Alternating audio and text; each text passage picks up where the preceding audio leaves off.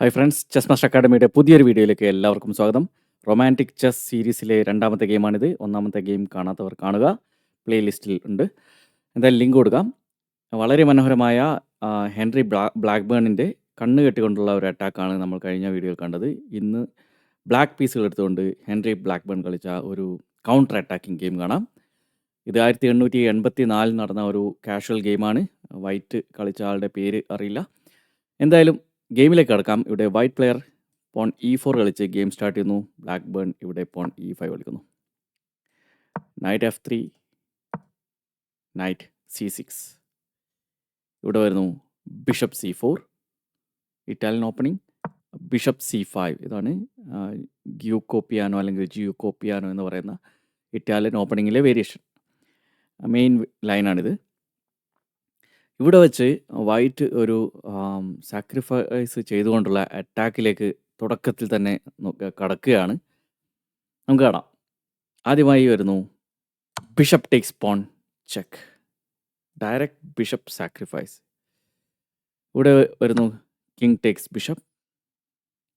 അപ്പോൾ അടുത്ത സാക്രിഫൈസ് വരികയാണ് നൈറ്റ് ടേക്സ് പോൺ ചെക്ക്. അതും ഈ ഒരു നൈറ്റിൻ്റെ മുന്നിൽ തന്നെ വെച്ച് കൊടുത്തിരിക്കുകയാണ്.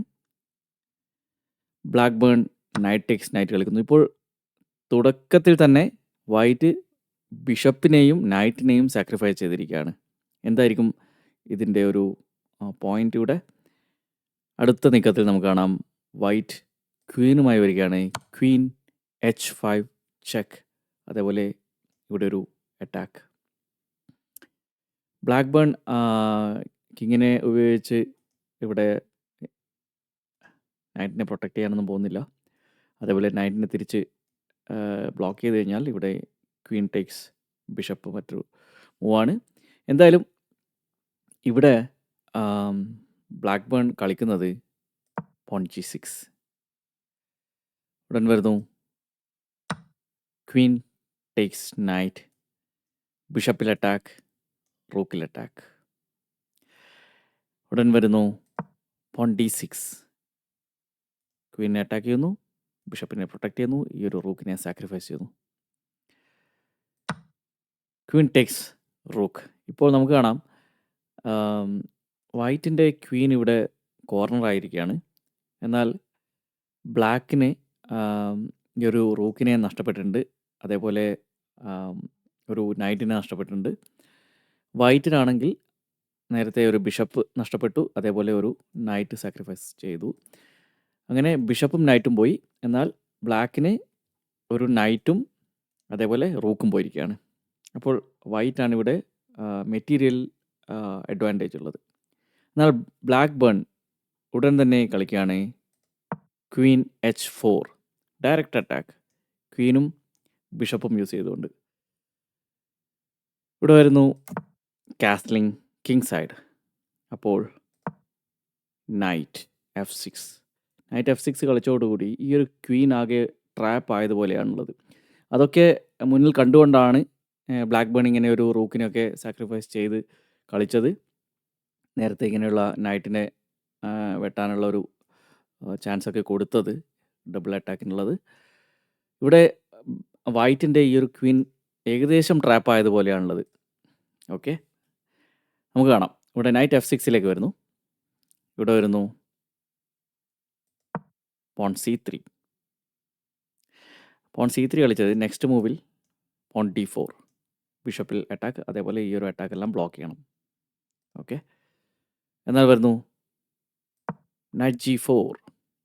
വൈറ്റ് ഇവിടെ ഈ ഒരു പോണിനെ സാക്രിഫൈസ് ചെയ്യുകയാണ്. നൈറ്റ് ടെക്സ് പോൺ വരും എന്നുള്ള ഒരു പ്രതീക്ഷയായിരിക്കാം. കാരണം ഇവിടെ ഇപ്പോൾ ഈ ഒരു ക്വീനിൻ്റെ ലൈൻ ഈ ഒരു നൈറ്റ് ബ്ലോക്ക് ചെയ്യുന്നുണ്ട്. അങ്ങനെ ക്വീനിനെ ഗെയിമിലേക്ക് കൊണ്ടുവരാം എന്നൊക്കെ വിചാരിച്ച് കാണാം ഈ ഒരു പോണിനെയൊക്കെ ഇവിടെ സാക്രിഫൈസ് ചെയ്തുകൊണ്ട് ഇങ്ങനെയുള്ളൊരു മൂവിന് ശ്രമിച്ചത്. ഓക്കെ, എന്തായാലും ഉടൻ വരുന്നു നൈറ്റ് G5. ഡയറക്റ്റ് ചെക്ക്മേറ്റ് ത്രെട്ടാണ് ബ്ലാക്ക്ബേൺ ഉദ്ദേശിക്കുന്നത്. അതിനെ ബ്ലോക്ക് ചെയ്യാൻ വേണ്ടി വൈറ്റ് ഇവിടെ പോൺ H3 കളിക്കുന്നു. ഇനി എന്ത് ചെയ്യും? വരുന്നു ബിഷപ്പ് ടേക്സ് പോൺ ചെക്ക്. ഇവിടെ റൂക്ക് ടേക്സ് ബിഷപ്പ് സാധ്യമാണോ? അല്ല, കാരണം ചെക്ക്മേറ്റ് ആവും.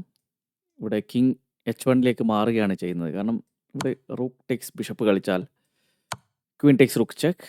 കിങ് H1ലേക്ക് മാറിക്കഴിഞ്ഞാൽ ക്വീൻ കൊണ്ട് ചെക്ക് മേറ്റ് ആവും. അതുകൊണ്ട് തന്നെ ഈ ഒരു പൊസിഷൻ വെച്ച് കിങ് H1ലേക്ക് മാറുന്നു. അപ്പോൾ നെക്സ്റ്റ് മൂവ് വരികയാണ്. നിങ്ങൾക്ക് വേണമെങ്കിൽ വീഡിയോ പോസ് ചെയ്ത് നോക്കാം. ബ്ലാക്ക് ബേണിൻ്റെ checkmating combination. Okay, ready? Yes, black burn ഇവിടെ കളിക്കുന്നത് ഒരു ഡബിൾ സാക്രിഫൈസ് ആണ്.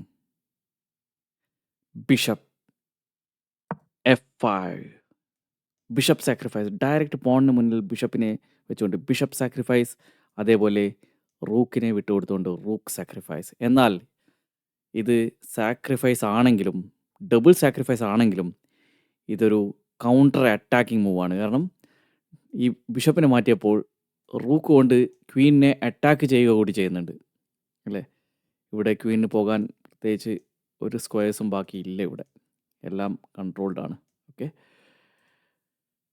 അങ്ങനെ ബിഷപ്പിനെയും റൂക്കിനെയും സാക്രിഫൈസ് ചെയ്ത ഒരു ബ്രില്യൻറ്റ് മൂവ്, കൗണ്ടർ അറ്റാക്ക്. ഇവിടെ വൈറ്റ് കളിക്കുന്നത് ക്വീനെ രക്ഷിക്കുന്നു ആൻഡ് ക്വീൻ ടേക്സ് റൂക്ക്, റൂക്കിനെ വെട്ടിമാറ്റുന്നു. എന്നാൽ ബ്ലാക്ക് ബേണിൻ്റെ നെക്സ്റ്റ് മൂവ് വേണമെങ്കിൽ നിങ്ങൾക്ക് ഒന്നുകൂടി വീഡിയോ പോസ് ചെയ്ത് നോക്കാം. Checkmating move. Ready? Yes, black burn ഇവിടെ കളിക്കുന്നത് queen sacrifice, queen takes pawn check. ഇവിടെ വരുന്നു പോൺ ടേക്സ് ക്വീൻ.